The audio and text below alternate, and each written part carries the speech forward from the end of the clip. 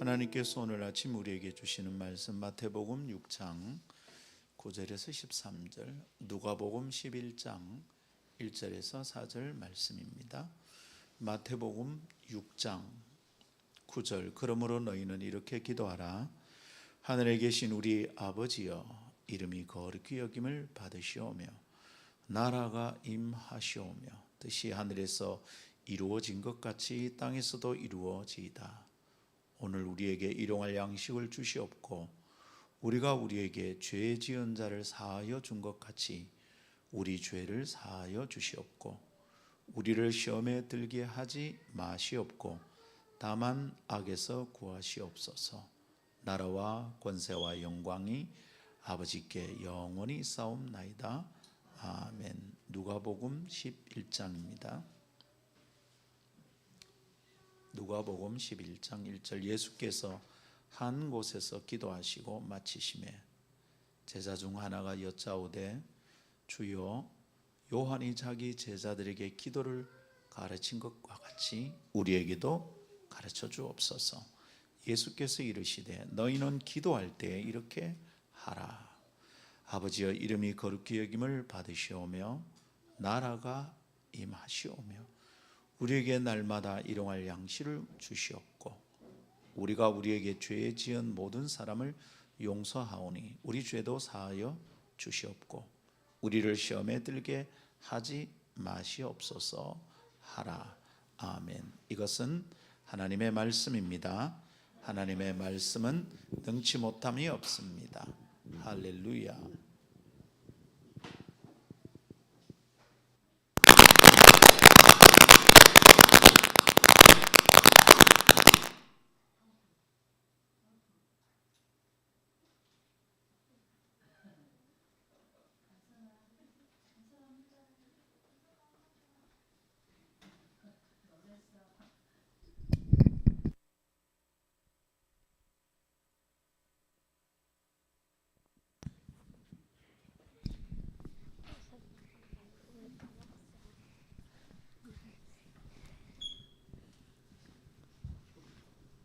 뮤트 해놨어. 이미 다 먹었어.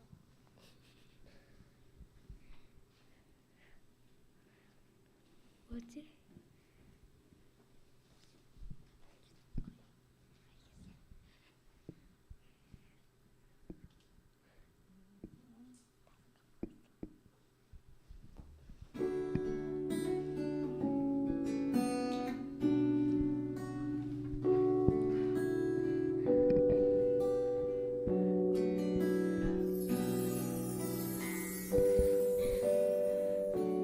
주를 위한 이곳에 예배하는 자들 중에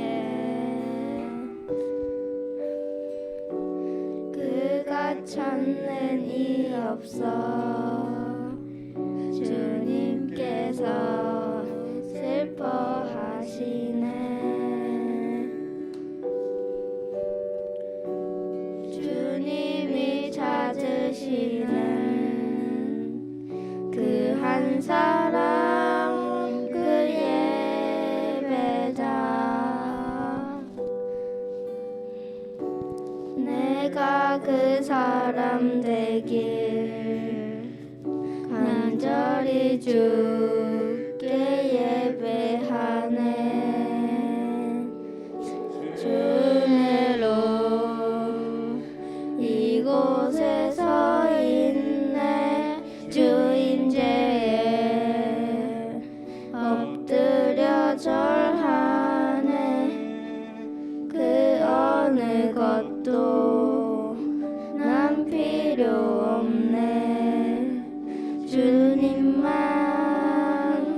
경배해. 주내로 이곳에 서 있네.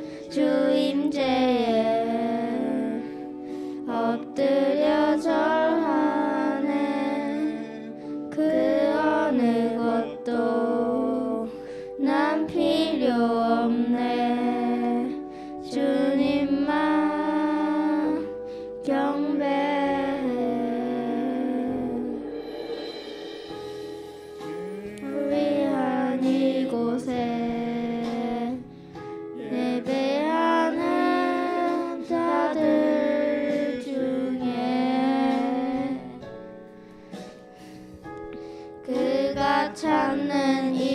없어 주님께서 슬퍼하시네.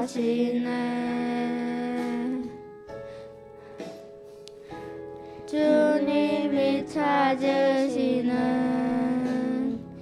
그 한 사람 그 예배자, 내가 그 사람 되길 간절히 주께 예배하네. 주 은혜로 이곳에 서 있네. 주 임재에 엎드려 절하네. 주 어느 것도 난 필요 없네. 주님만 경배해. 주 은혜로 이곳에 서 있네. 주 임재에 엎드려 절하네. 그 어느 것도 난 필요 없네. 주님만 경배해. 주로 이곳에 서 있네. 주 임재에 엎드려 절하네. 그 어느 것도 난 필요 없네. 주님만 경배해.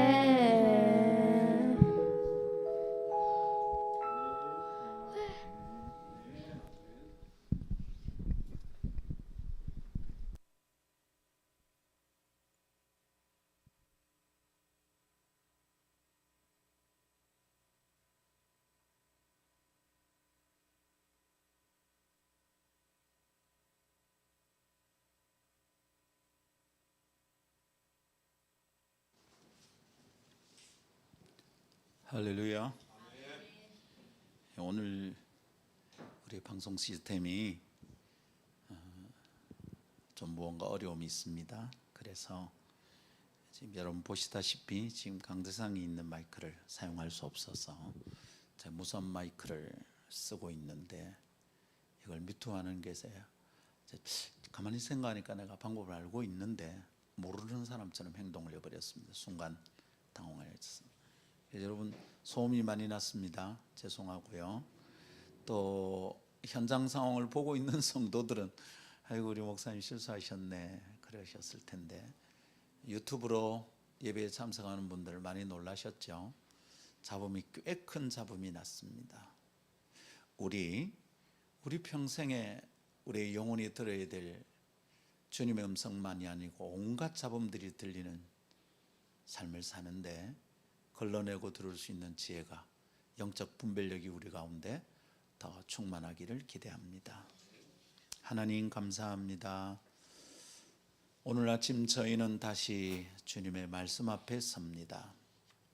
들어도 내 삶은 고집스럽게 지 생각대로 살아가는 이 삶이 언제쯤이면 하나님의 말씀에, 하나님의 뜻에 자기의 생각을 가만히 포개어 놓을 수 있는 나를 맞이하게 될지, 오늘도 저희는 저희 스스로에게는 절망하며 하나님의 말씀 속에서 희망을 찾습니다.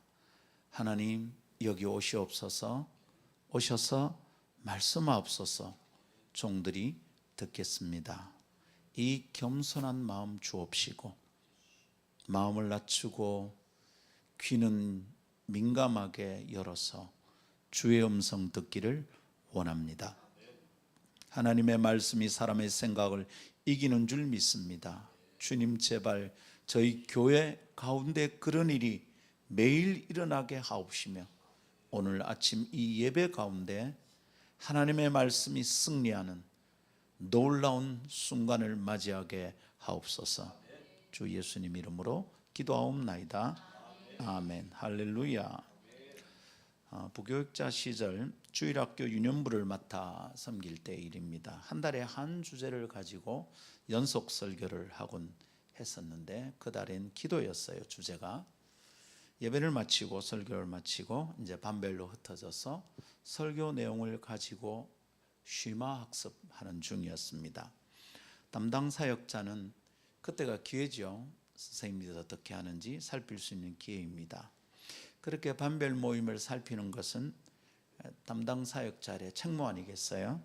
그래서 최대한 조용하게 방해가 되지 않게 살금살금 다니면서 모임방을 돌아봅니다. 근데 한 젊은 여선생님의 열정적인 태도가 관심을 끌었습니다.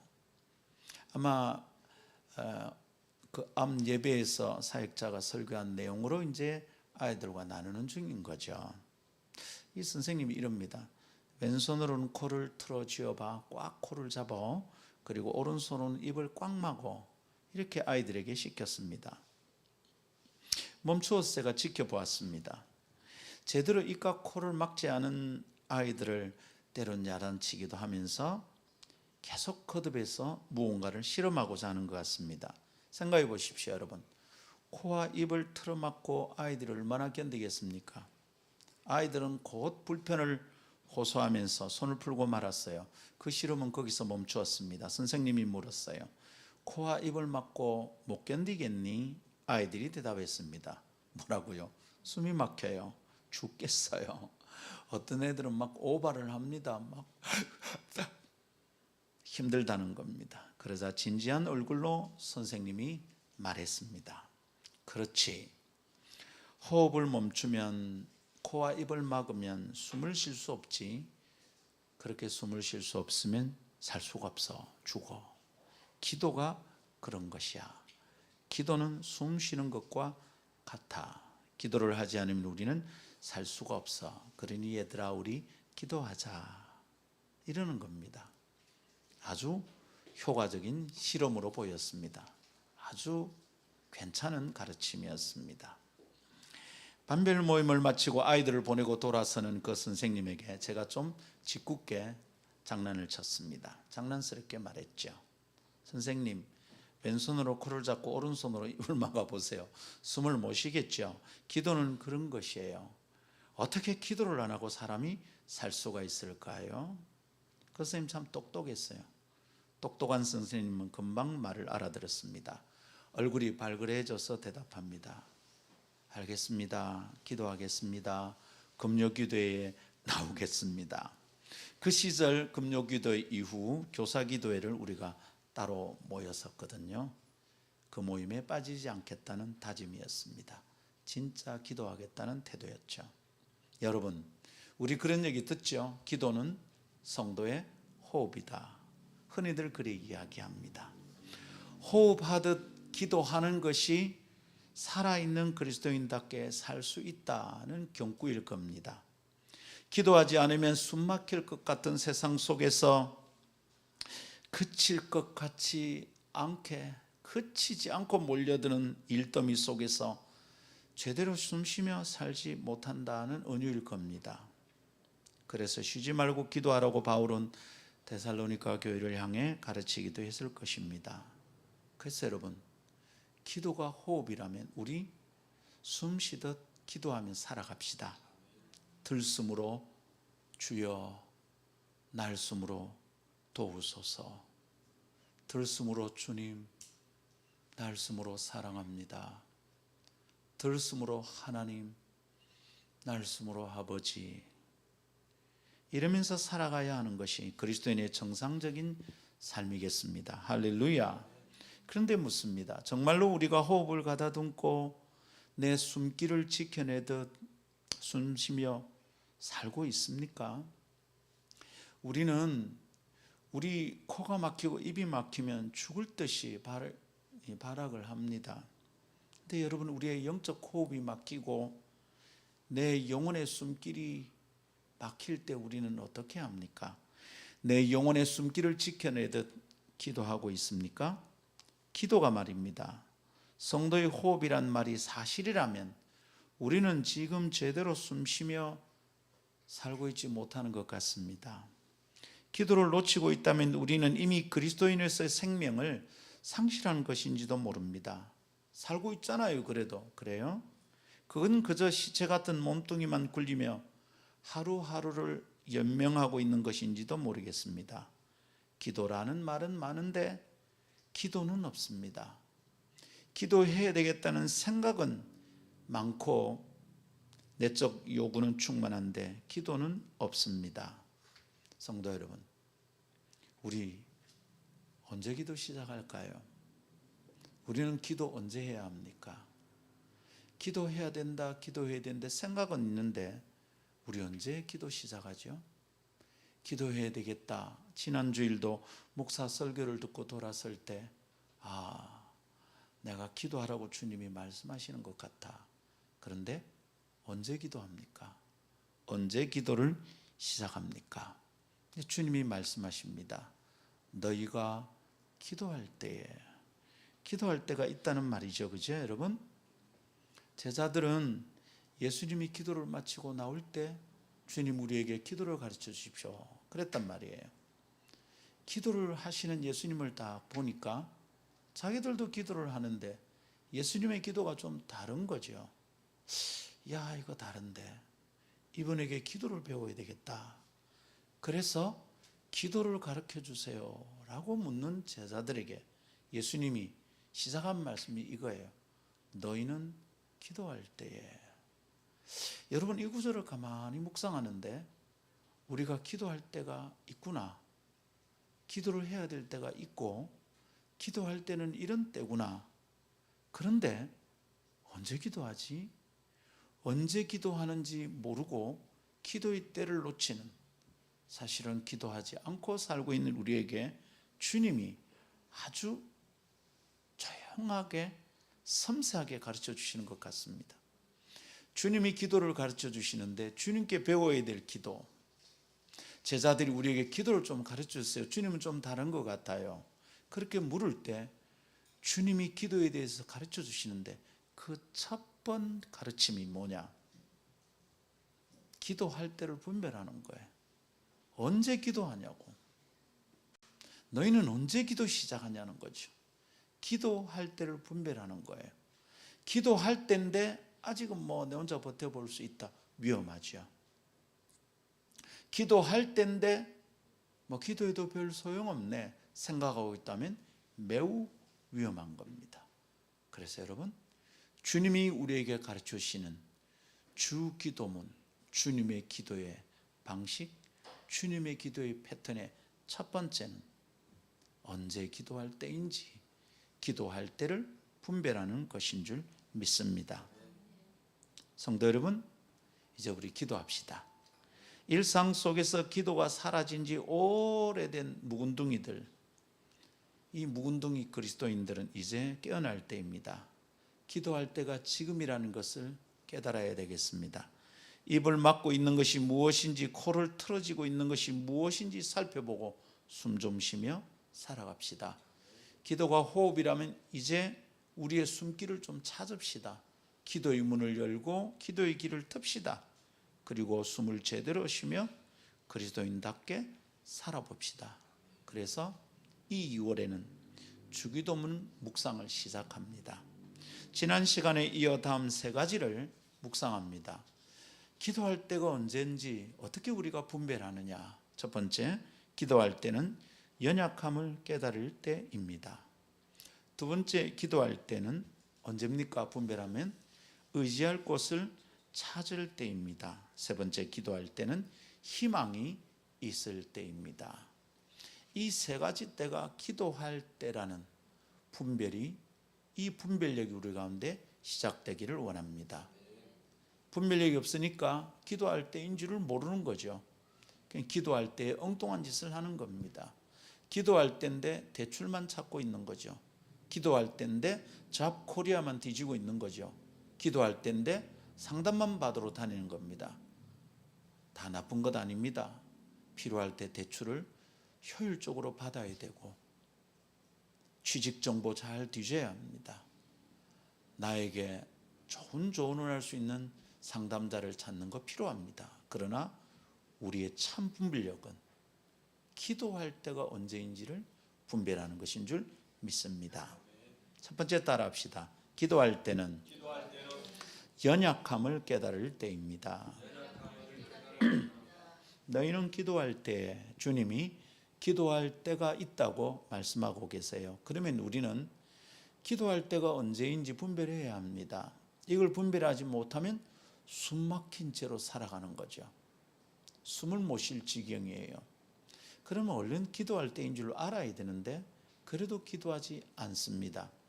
우리에게 필요한 것은 기도의 능력, 기도의 결과, 기도의 응답, 이거보다 훨씬 더 중요한 것은 기도할 때를 분별하는 겁니다. 언제 기도하냐고. 깨닫고 나면 우리는 훨씬 더 많이 기도하게 될 겁니다. 훨씬 더 자주 기도하게 될 겁니다. 우리는 그제서야 쉬지 말고 기도하라는 말이 무슨 말인지 이해하게 될 겁니다. 아, 기도가 왜 호흡이라 그러는지 알게 될 겁니다. 자, 주님은 언제 기도할 때가 있다고 가르쳐 주십니까? 주님이 너희가 기도할 때라는 순간은 언제입니까? 첫 번째로 생각할 것은 기도할 때는 연약함을 깨달을 때입니다. 한번 따라 합시다. 기도할 때는 연약함을 깨달을 때입니다. 할렐루야. 기도할 때가 언제냐? 기도할 때를 어떻게 분별할 수 있느냐? 연약함을 깨달을 때, 기도할 때입니다. 기도한다는 것은 기도하는 사람 가운데 어려움이 있다 이런 뜻이다. 필요가 있다 이런 뜻이다. 지난주에 우리가 좀 나누었습니다. 그죠? 그 어려움을 느끼는데 그 어려움을 스스로 해결하기 어려울 때 우리는 기도합니다. 스스로 해결할 수 있을 때는 어쩝니까? 기도 안 합니다. 근데 이게 내 힘으로 안 되는구나 싶을 때 우리는 드디어 기도를 시작합니다. 아니, 그때서야 기도해야 되나 생각합니다. 자, 그러면 여러분, 내 힘으로 할 수 없는 것을 느낄 그때가 진짜 우리가 기도할 때일까요? 주님은 너희가 기도할 때라는 말씀으로 기도해야 될 순간이 있다는 것을 우리에게 암시하고 계십니다. 기도해야 된다는 사인은 내가 힘든 상황 중에 있구나라는 자각이 있을 때 그때 감지할 수 있습니다. 근데 사실은 늦은 셈이죠. 야, 내가 지금 너무 힘들다. 야, 내가 너무 연약하구나. 나는 도움이 진짜 필요하구나. 난 너무 힘들다. 그때서야 기도의 사인을 감지한다면 사실은 좀 늦었습니다. 그렇지만 아직 희망이 있습니다. 그때서야 내가 기도해야 되는구나 라는 걸 깨달은다면 아직 소망이 있습니다.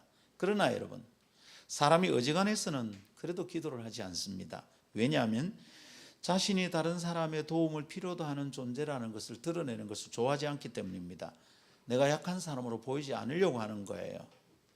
그렇게 도와달라고 얘기하는 순간 내가 못난 사람이 되는 것 같고 경쟁에서 뒤지는 것 같고 낙오자가 되는 것 같거든요. 그래서 어쩝니까? 강한 척합니다. 혼자 해결할 수 있는 것처럼 행동합니다. 아직은 저 혼자 한번 해볼게요. 괜찮아요. 나 혼자 할 수 있어요. 나 혼자 해볼게요. 예, 유치원 때부터 좀 잘못 배운 거 아닌가 싶어요. 혼자서도 잘할 거야.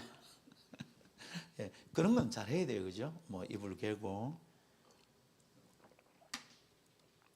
양치질하고 혼자 잘해야 되는 거 있습니다. 근데 여러분, 내가 누군가의 도움을 요청하는 것을 내가 보잘것없는 존재가 되는 것이라는 생각은 거짓말입니다. 이것은 우리가 최근에 읽고 있는 책의 표현으로 따르다면 그건 사탄의 거짓말입니다. 하나님은 그렇게 말하지 않고 진리는 그렇지 않습니다. 우리는 그렇게 살지 않아도 됩니다. 도움을 요청하는 게 나쁜 일이 아니다 이 말입니다. 할렐루야. 근데 우리는 강한 척하면서 혼자 살기를 혼자 몸부림칩니다. 누군가 도와준다는 데 대해서 자존심이 상하기도 합니다. 지가 뭔데 왜 나를 도와주려고 하노? 나를 어떻게 보니까 나를 도와준다 해노? 내가 지 도움을 받을 정도인가? 아이고 기가 막혀. 막 이럽니다. 여러분 들으십시오. 기도는 내가 약하다는 것을 인정하는 것이 맞습니다.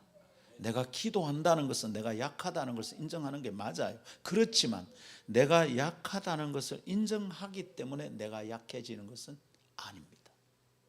오히려 내가 약한 줄 깨닫고 주님 앞에서 주님 저는 연약합니다. 주여 우린 연약합니다. 고백하는 순간 우리는 오히려 강해질 수 있습니다. 여러분, 내가 약하다고 인정하기 때문에 내가 약해지는 게 아니에요. 누가 내보고 약하다고 말하기 때문에 내가 약해지는 게 아니에요. 니는 왜 그래 약하노? 라고 말하기 때문에 내가 보잘것없는 존재가 되는 게 아닙니다. 여러분, 깨달아야 돼요. 인간은 본질적으로 약해요. 인간은 본성적으로 깨어지기 쉬운 그릇 같아요. 우리도 스스로를 알고 있어요. 멘탈은 유리 멘탈이요, 몸은 저질 체력의 본산이에요. 주머니는 한 주머치도 안 돼요. 우리는 알아요. 그래서 늘 쫓겨다녀요. 와, 내가 이제 여기서 멈추면 안 되는구나. 내가 너무 약하구나. 나 너무 가난하구나. 나 여기서 그만하면 안 되겠다. 야. 어떻게 맞벌이 하자고 말해야 될까? 어떻게 투잡 뛰어야 될까? 고민이 참 많습니다. 우리 약한 줄 우리가 알고 있습니다. 그런데 여러분, 자신이 그렇다는 것을 확인할 정도의 벽에 부딪히기 전까지는 착각하고 있는 겁니다. 그런 대로 막 그럭저럭 살아낼 정도로 괜찮은 사람인 듯 착각하고 살아갑니다. 그러나 다 멈추게 되는 어느 날 더 이상 진행할 수 없구나, 이런 것을 경제적으로 뭐라 합니까? 부도가 난 겁니다. 근데 우리 영적으로도 부도 날 수 있고요, 인격적으로도 부도가 날 수 있습니다. 인간관계에서도 부도가 날 수 있어요. 더 이상 할 게 없구나. 그제서 우리는 우리의 삶의 엔진을 멈춥니다. 그제서 우리는 브레이크를 밟습니다. 누군가에 의해서 멈춤을 당할 때 우리는 멈추게 된다, 이 말이에요. 다 멈추고 도움을 요청할 수밖에 없을 것 같은 숨막힐 상황이 되면 그제서야 겨우 기도를 생각합니다. 기도해야 되는가 보다. 근데 어떤 놀라운 사람은 그래도 기도하지 않습니다. 자, 그렇지만 오늘 우리 생각을 올바르게 합시다. 기도해야 된다는 절대적 요청 앞에서 기도하면 내 문제를 돌파해 갈 수 있겠구나, 지금 기도하면 이 문제를 해결할 수 있겠구나, 지금 기도하면 하나님은 나를 도와주셔서 나는 이 문제를 풀어갈 수 있겠구나 라는 생각은 충분하지 않습니다. 그건 온전한 생각이 아닙니다. 그때는 아직도 이 사람이 기도를 제대로 배운 때가 아닙니다. 그런 형편을 당하면 문제 해결보다 내가 누구인지 돌아봐야 합니다. 내가 누구인지 정확하게 파악하게 합니다. 내가 이런 존재구나. 나의 연약함은 본질적인 것이구나. 내가 잘난 척해서 안 되는 사람이구나.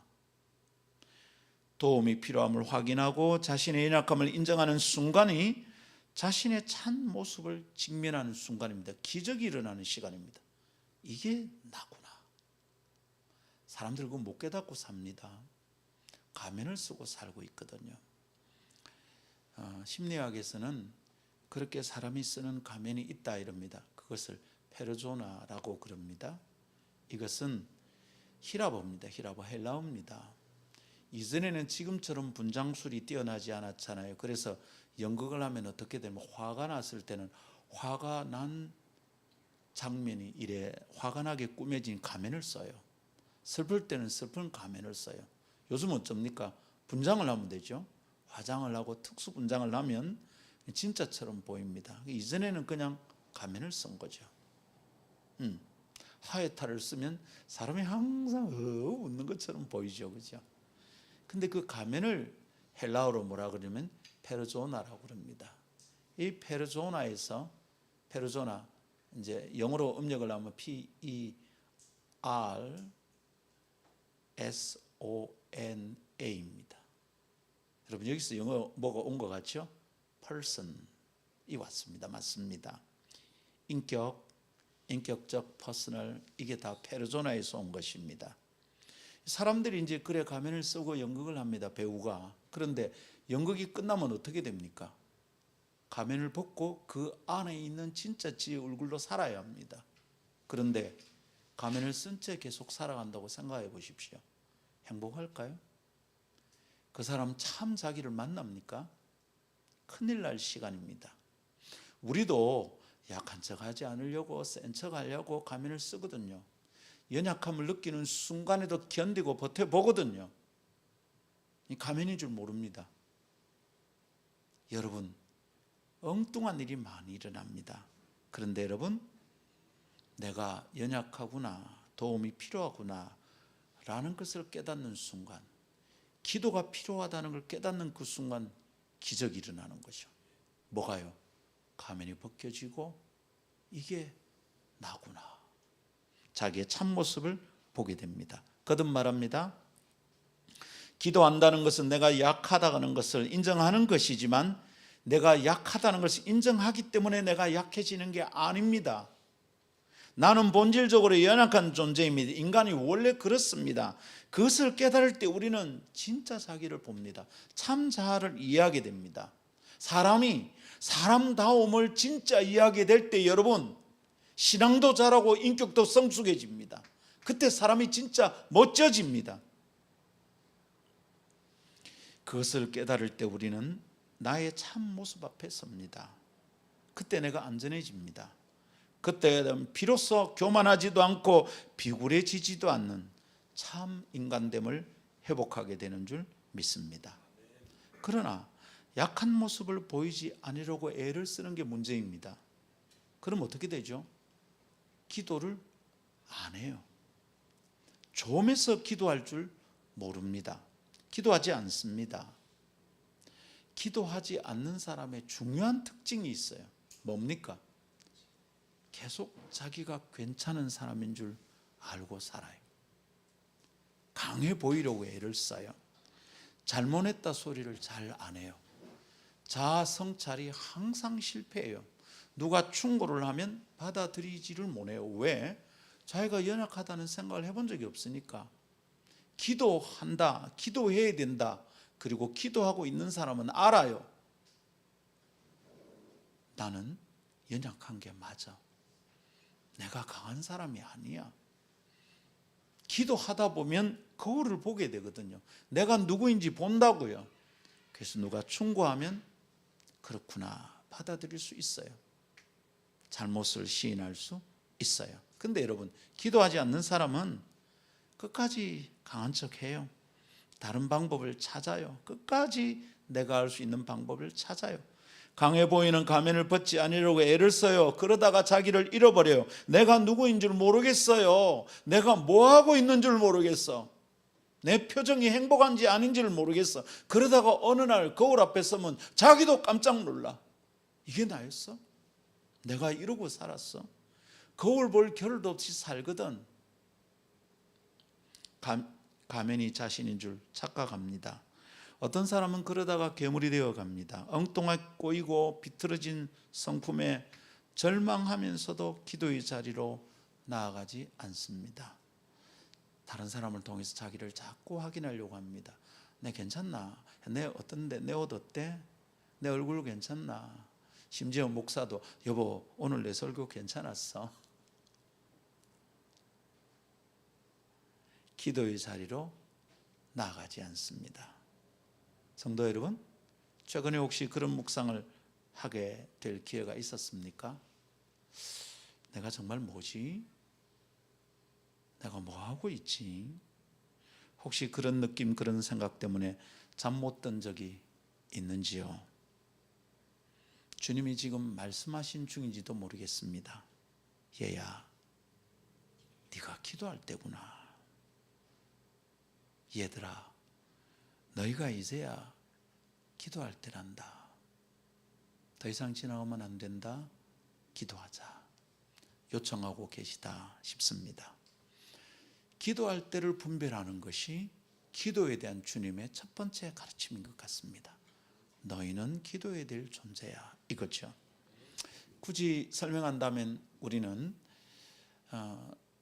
선현들이 한 말이 있죠. 인간은 인간을 규정하고 인간이 어떤 존재인지 찾아가는 게 철학의 본질적인 질문 아니겠습니까? 인간이 뭡니까? 인간이 뭐죠? 인간은 사회적 동물이다. 뭐 여러 가지 있습니다. 혹은 인간은 경제적 동물이다. 인간은 놀이하는 동물이다. 호모 루덴스. 인간은 생각하는 존재다. 호모 사피엔스. 막 얘기합니다. 목사들은 어떤 존재인가? 제가 생각하다가 저희 신학교 동기 단톡방에 이렇게 올렸습니다. 호모 시브리쿠스. 인간은 씨부리는 존재다. 특별히 목사는 호모 에코노미쿠스, 경제적인 동물이다. 오늘 우리는 인간을 뭐라고 말할까요? 인간은 기도하는 존재입니다. 기도할 수밖에 없는 존재입니다. 깨달을 때 내가 못난 사람이 되는 게 아니라 내가 완전한 사람이 되는 줄 믿습니다. 두 번째 따라합시다. 기도할 때는 따라하는 겁니다, 여러분. 그죠? 따라할 때는 우리 막 힘차게 따라오고 하나님 말씀 재미나게 누리며 삽시다. 힘차게 따라합시다. 기도할 때는 의지할 곳을 찾을 때입니다. 할렐루야. 주님은 기도를 좀 다르게 하셨다라는 것을 제자들이 봤어요. 근데 제자들이 그래서 기도를 가르쳐 주세요라고 얘기했다 그랬죠. 그래서 주님이 가르쳐 주신 기도, 시작은 너희가 기도할 때라는 이 말 속에 암시가 있다 싶습니다. 그걸 풀어내고 있는 중입니다, 목사가. 주님이 가르쳐 주신 기도에 대한 첫 번째 가르침은 기도할 때를 분별하는 겁니다. 그걸 못 깨달으면 기도할 수 없어요. 기도가 안 돼요. 기도를 하고 있는데도 기도가 아니에요. 때론 어떤 대표 기도, 뭐 우리 교회는 장로님들이 안 계셔서 그런 종류의 기도를 잘 구경할 수 없습니다만은 장로님이 계신 교회에서 기도할 때 가끔 그런 장로님들이 계세요. 자기 기도로 자기를 과시하는 분들이 계세요.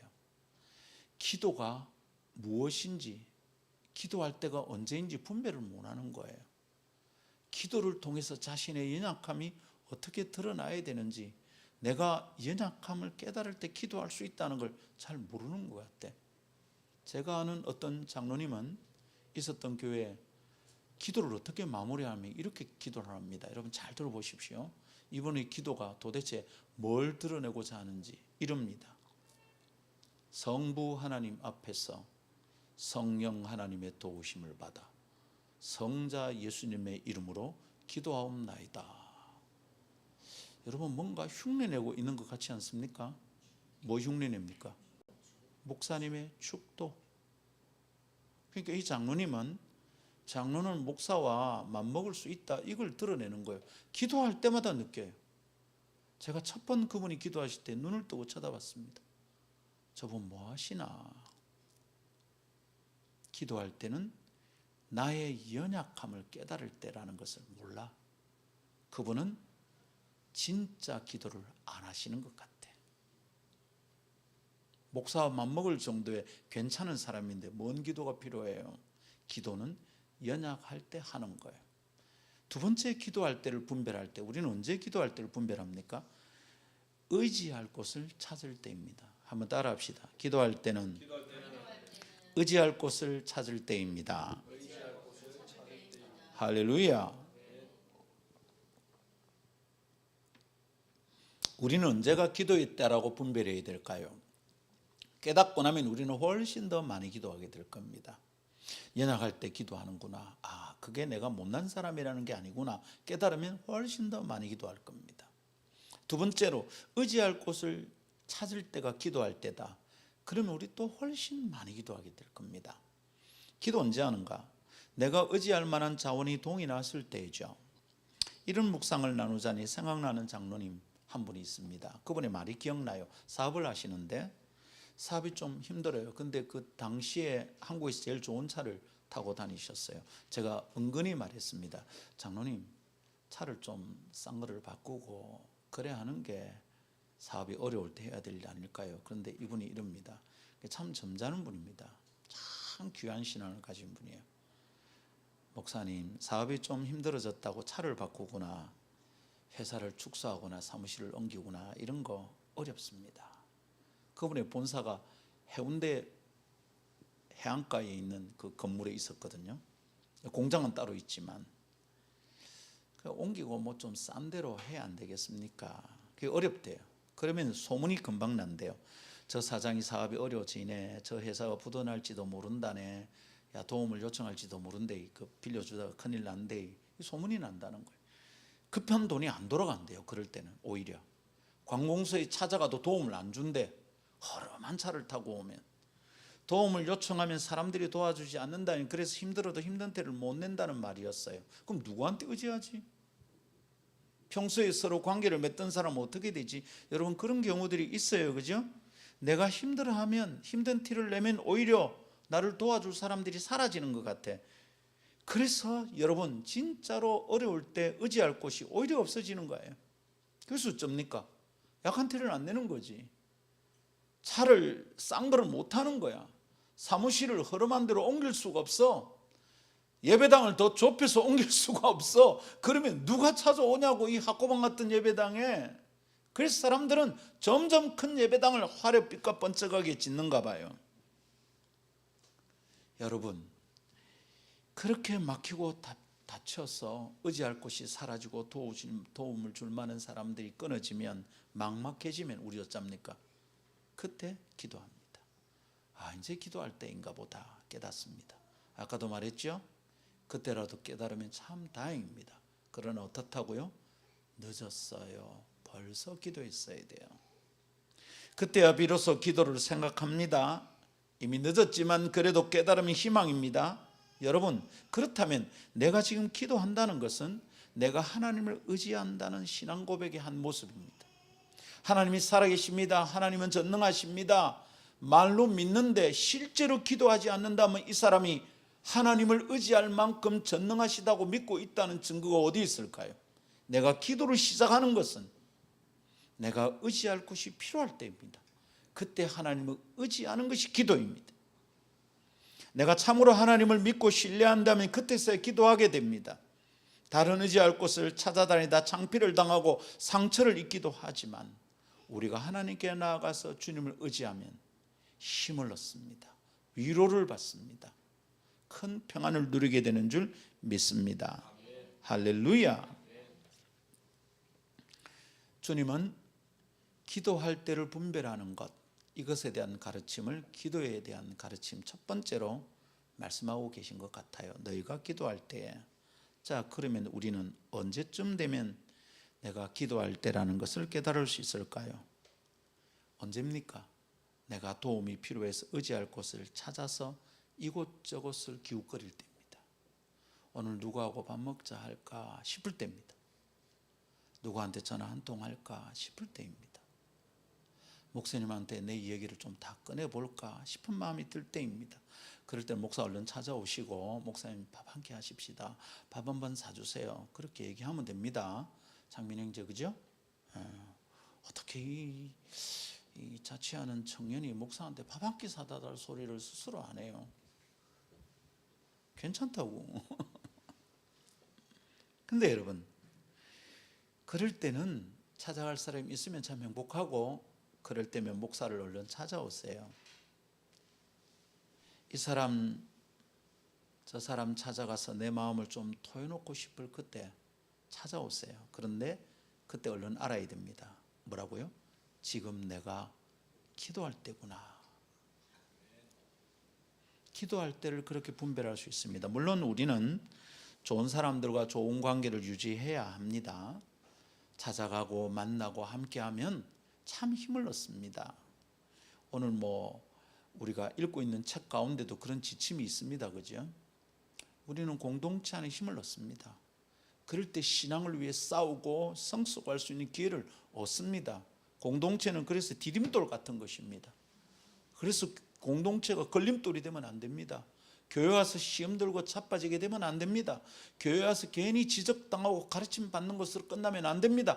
가르치는 사람은 목사 혼자로 충분합니다. 그러니까 성도들끼리 제발 야단 맞듯이 이야기 듣지 않게 해주면 좋겠어요. 저 집 사고 얘기하면 내가 꼭 야단 맞는 것 같아. 그런 일 일어나지 않으면 좋겠어요. 목사도 그런 거 조심하려고 그래. 저 사람하고 얘기하면 항상 지가 선생 같고 내가 지한테 배워야 될 것 같은 느낌이 든다. 안 그러면 좋겠어. 여러분, 그러기 시작하면 내가 누군가의 걸림돌이에요. 교회는 디딤돌이 돼야 되지.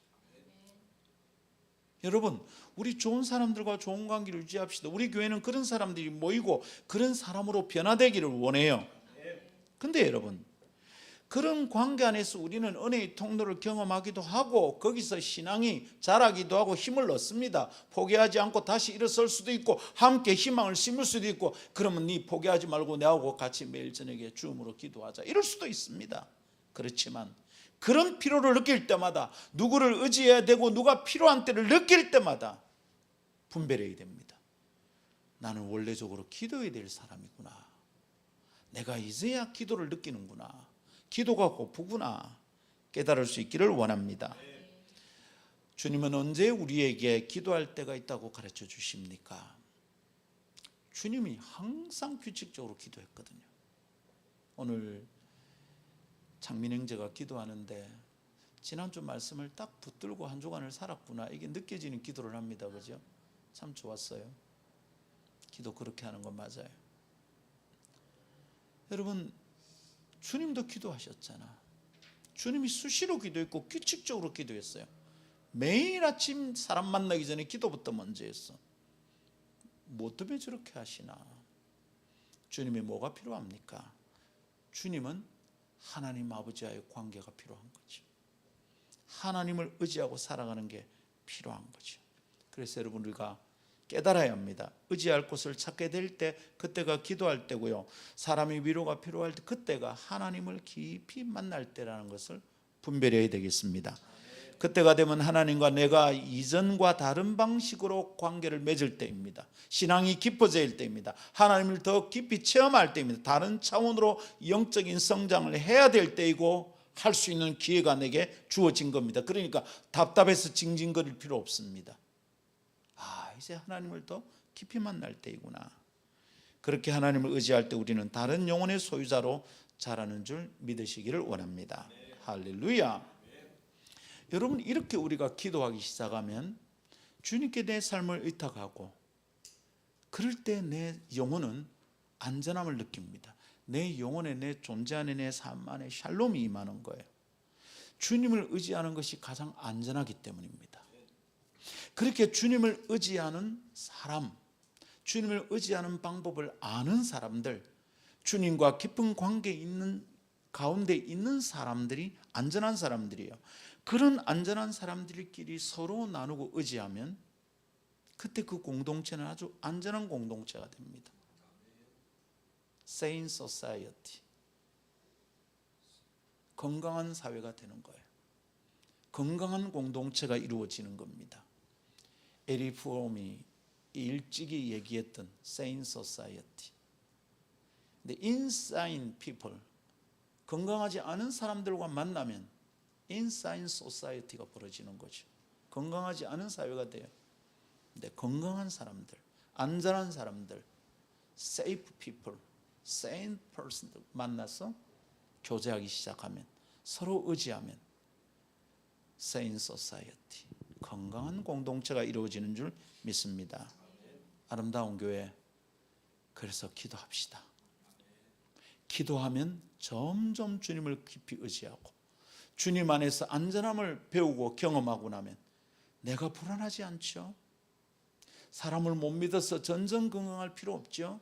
그런 사람끼리 만나서 서로 의지하고 삶을 나눠도 괜찮은, 그런 목장 모임에서 삶 나누는 게 귀찮다 그럴 거 없어요. 나누는 게 힘이에요.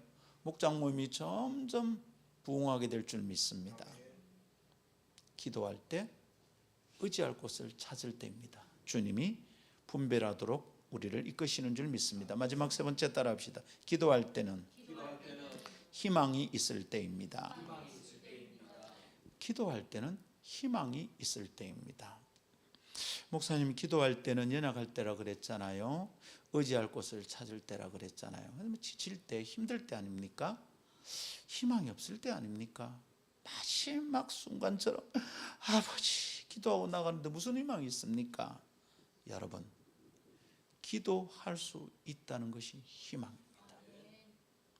우리는 기도할 수밖에 없는 존재다. 본질적으로는 연약하다 그랬습니다. 그런데 기도할 수밖에 없는 본질적 연약한 존재가 희망이 있습니다. 뭡니까? 기도할 수 있습니다. 기도할 수 있다는 것은 희망이에요.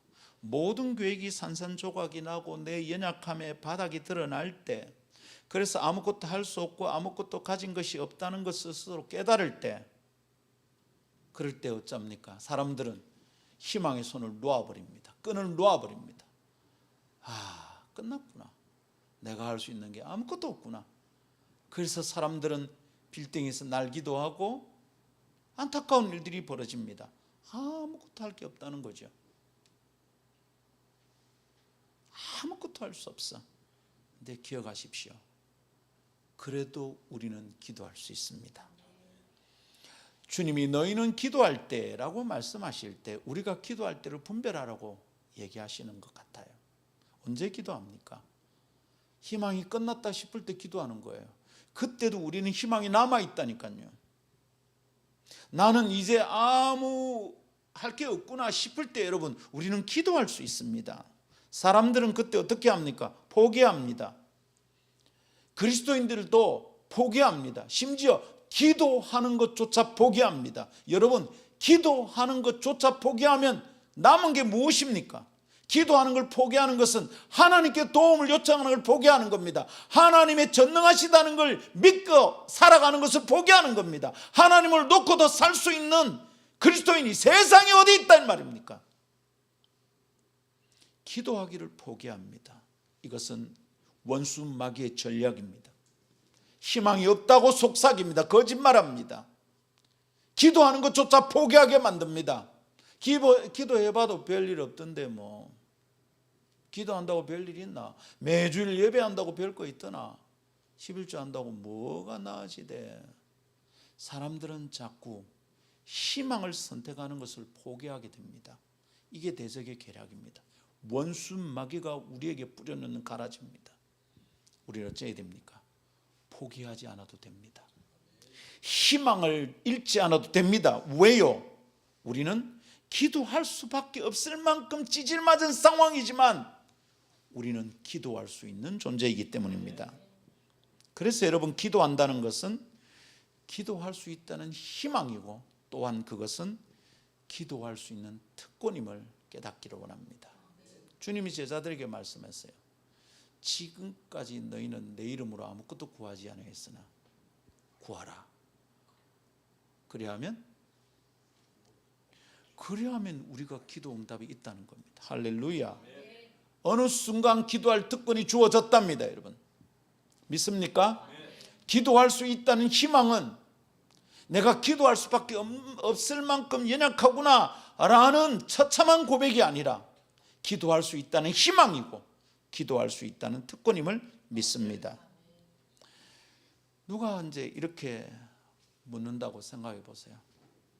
아이고, 뭐 이런 꼬라지에 꼭 기도해야 합니까? 꼭 기도해야 합니까? 아마 대충 밥 봅시다. 기도해야 합니까? 꼭 기도해야 합니까? 그런 사람에게 뭐라고 대답하면 될까요? 우리는 이런 말할 수 있죠. 꼭 기도해야 합니까? 할 때 아니, 우리가 기도할 수 있단다. 이렇게 말하면 되죠. 꼭 기도해야 되나? 이건 뭐죠? 의무입니다. 의무. 아, 귀찮네. 또 너무 의무적이다 야. 그럴 때 우리는 아니야, 우리 기도할 수 있어. 뭐죠? 이것은 특권입니다. 특권. 할렐루야. 야고보서의 말씀에 이런 말씀이 있어요. 제가 기도에 대해서 준비하다가 야고보서를 함께 읽었습니다. 근데 야고보 5장에 이런 말씀이 있어요. 야고보 5장 13절. 너희 중에 고난 당하는 자가 있느냐? 그는 기도할 것이요. 즐거워하는 자가 있느냐? 그는 찬송할지니라. 잘 보십시오. 성경은 그리스도인, 너희 중에, 이 너희는 누구냐? 그리스도인입니다. 너희 중에, 그리스도인 중에 고난 당하는 자가 있느냐? 그리스도인은 고난 안 당한다 이런 말은 성경에 없어요. 아, 믿음 좋은 저 집에 왜 저 장로님 암이 걸렸을까? 오호, 신앙 좋으면 암 안 걸린다 이런 약속은 성경에 없어요. 성경은 오히려 너희 중에 고난을 당한 자가 있다, 있을 수 있다, 당황하지 마라 얘기하시는 거예요. 그런데 세상은 고난 당하면 당황하는 거죠. 뭘 해야 될지 모르겠어요. 갑자기 남편이 암이 걸리고 갑자기 이 시아버지 사업이 부도가 나버리고 이러면 어떻게 됩니까? 사람 당황합니다. 근데 그때 성경은 해결 방법이 있다는 거예요. 너희 중에 고난 당한 자가 있느냐? 뭐 하라고요? 그는 기도할 것이요. 성경은 고난이 있다고 말하고 고난 중에서는 기도하는 것이 당연하다고 가르칩니다. 하나님을 만나고 하나님을 알고 있는 자들은 기도할 때가 있다는 것을 이해합니다. 분별할 수 있습니다. 그리고 정상적인 사람은 숨이 막히면 답답해하고 심호흡을 하듯 정상적인 그리스도인은 엎드려 기도하게 됩니다. 이게 참 인간의 모습입니다. 그것이 참된 자를 이해하고 확인하는 기회이기도 합니다. 그러니 우리 기도할 때를 놓치지 맙시다. 성경 뭐라 합니까? 고난 중에는 기도하고 즐거울 때는 찬송하랍니다. 여러분, 이게 성도가 할 일입니다. 어려울 때는 기도하고요, 행복할 때는 막 찬송하고 감사하는 겁니다. 근데 자연인들은 어쩝니까? 난 크리스찬들은 어쩝니까? 연약함과 고난 중에서는 절망하고 열등감에 허덕입니다. 자기를 저주하고 다른 사람을 탓하고 원망합니다. 자아 때문이다. 고난 중에서 상처만 받습니다. 강함과 승리 중에는요, 즐거움 중에서는 어쩝니까? 자랑하고 자기 과시하고 교만합니다. 그리스도인은 어쩝니까? 강함과 승리의 순간, 즐거움의 순간에는 어쩝니까? 찬송하고 감사합니다. 연약함과 고난의 순간에는 어쩝니까? 기도합니다. 세상은 고난 중에서 열등감에 허덕이고 그런 시간을 지날 때마다 상처만 받습니다. 여러분, 상처받을 만한 상황은 내 잘못이 아닙니다. 그러나 그런 상황에서 상처만 받고 끝나는 것은 내 잘못입니다. 그때 단단해질 수 있거든요. 그때 성숙해질 수 있거든요. 어떻게 해요? 기도함으로 가능합니다. 자, 말씀 정돈해 봅시다. 예수님이 기도에 대해서 가르치는 첫 번째 가르침은 뭐냐 하면 기도할 때를 분별하라고 하시는 말씀인 것 같아요. 너희가 기도할 때 이 말씀을 가만히 곱씹는데, 아하, 기도할 때를 분별하는 것이야말로, 기도를 분별하는 것이야말로 기도에 대한 가르침의 첫 번째 자리구나. 이거 못 깨달으면 인생 망조구나. 성도 여러분, 스스로를 점검해 볼까요? 오늘 아침 여러분은 어떤 때입니까? 즐거움 중에 찬송할 때입니까? 고난 중에 기도할 때입니까? 여러분은 지금 어떤 때라고 스스로를 분별할 수 있습니까? 기도할 줄 아는 사람은 기도할 때를 분별할 줄 아는 사람입니다. 신앙이 성숙한 사람은 기도할 때를 분별할 수 있는 사람입니다.